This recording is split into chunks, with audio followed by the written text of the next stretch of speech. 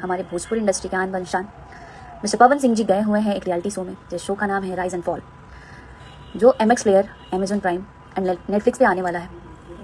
सो जिन जिन लोगों ने प्रोमो देखा होगा और पता है, उन लोगों से रिक्वेस्ट कर रही हूँ कि प्रोमो को इतना ज़्यादा शेयर करिए कि ट्रेंडिंग में आ जाए और हमारे पावर स्टार का पावर दिख जाए कि किसको शो में बुलाया गया है। हालांकि बहुत मायने रखता है, उसमें तो सभी लोग हैं, बट पवन जी हमारे लिए बहुत मायने रखते हैं। तो मैं आप लोगों से रिक्वेस्ट करती हूँ, विनती करती हूँ कि जितना जल्दी हो सके आप सब प्रोमो को देखिए,